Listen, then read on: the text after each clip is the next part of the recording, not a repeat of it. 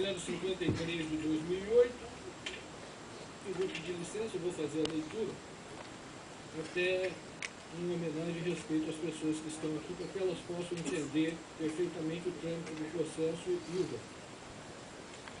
Cuido dos autos da representação 002-2008, de lavra do ilustre procurador Inácio Magalhães Filho, acerca da ilegalidade constante dos decretos 28682 de 2008 e 28699 de 2008, que estabeleceram a exigência de curso superior completo para matrícula em cursos de formação de oficiais e de praças da Polícia Militar e no Corpo de Bombeiros Militar do Distrito Federal. Esta Corte de Contas decidiu negar validade aos atos praticados com fundamento no artigo 1º, caput, do Decreto 28682 de 2008 e no parágrafo 1º do artigo 1º do Decreto 28699 de 2008 e no artigo 3º, caput, do Decreto 29946 de 2009. Isto tudo nos termos da decisão 1510 de 2009. Na sessão ordinária de 20 de agosto pretérito, submeti este feito à apreciação plenária, após analisar os termos do voto de vista apresentado pela eminente conselheira Maria Vinhadeira.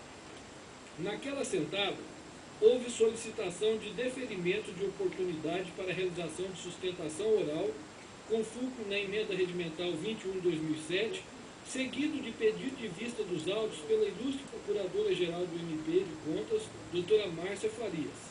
O Tribunal, nos termos da decisão 5.194, folha 541, entendeu ser possível o atendimento dos dois pedidos, restando vencido o relator. Assim, novamente, o julgamento da matéria foi mais uma vez adiado. No parecer de vista lançado às folhas 542 e 551, a nobre Procuradora-Geral do Ministério Público de Contas reconhece que a matéria deliberada pela decisão 1510 de 2009 está preclusa. Ou seja, naquela parte em que houve o reconhecimento do tribunal da ilegalidade, da exigência de curso superior para o curso de formação de soldados, entende a procuradora que esta decisão não foi atacada, o tribunal já adentrou o mérito, já tem uma decisão, então que para o tribunal rever tem que haver um recurso. A informação da quarta inspetoria é que a Polícia Militar já manejou o recurso, só estão aguardando que o tribunal encerre a votação desse processo para que o processo seja excluído com recurso e seja trazido a plenário para a admissibilidade. Todavia, manifestando-se a respeito do artigo 2º do Decreto 29.946 de 2009, entende que não há incompatibilidade dessa disposição com a lei, nem tampouco com a Constituição Federal. Mediante o despacho singular número 493 de 2009, conselheiro Renato Rainha, tendo em conta que, nos termos da decisão 5.194, foi autorizado o oferecimento de parecer de vista e o deferimento de sustentação oral, remeti os autos ao gabinete da 4ª Procuradoria do Ministério Público de Contas para novo pronunciamento do representante do parquê, autor da representação originária deste feito, que manifestou-se segundo o parecer número 1096 de 2009, mantendo na íntegra o entendimento a respeito da matéria que tratava. Em 28 de 8 de 2009, deu entrada neste tribunal requerimento do senhor Enéas de Ávila Filho, vice-presidente da Comissão dos Aprovados no Concurso, regulado pelo edital normativo 1/2009, PMDF, folha 562, formalizando o pedido de sustentação oral deferido pelo tribunal, conforme a decisão 5.194, postulando que a defesa oral se desse somente a partir do dia 8 de setembro vindouro. Em razão disso, a matéria foi novamente adiada. Na sessão na forma da decisão 5.516 de 2009, este feito foi incluído na pauta da sessão ordinária de 15 de 9 de 2009, oportunidade que foi apresentada a sustentação oral deferida pela Corte.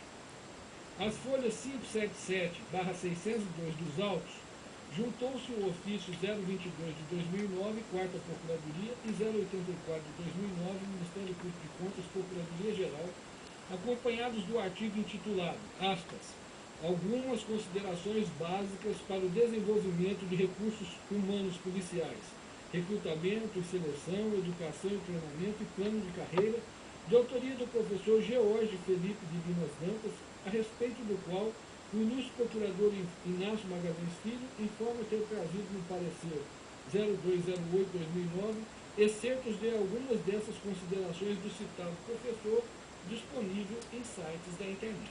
Este é o relatório. Voto. Na sessão ordinária de 30 de junho de 2009, proferi votos com o seguinte teor. Inicialmente, cumpre assinalar que, na sessão ordinária de 18 do corrente mês, esta Corte proferiu a decisão 3.757, cujos itens 1 e 3 restaram redigidos com o seguinte teor. Item 1. O Tribunal decidiu tomar conhecimento do edital 32, publicado no DODF, por meio do qual a Polícia Militar do DF tornou pública a abertura de inscrições ao concurso de admissão ao curso de formação de oficiais policiais militares da Polícia Militar do Distrito Federal, bem como dos documentos tais. Item 3. Determinar a suspensão do concurso de admissão ao curso de formação de oficiais policiais militares da Polícia Militar do DF, até que este tribunal firme juízo acerca da legalidade da exigência de graduação em direito para admissão do requisito de curso prevista no artigo 2º do decreto 29.946, matéria em debate nos autos do processo 11.053 de 2000. Pois bem, nos votos condutores da decisão 1510 de 2009, preliminarmente, devo assinalar que apreciarei o tema em pauta tendo por referência o que estabeleceu o inciso 14 do artigo 21 da Constituição Federal e o princípio da acessibilidade ao cargo público. O primeiro prevê, artigo 21, compete à União, inciso 14, organizar e manter a Polícia Civil, a Polícia Militar e o Corpo de Bombeiros Militar do Distrito Federal.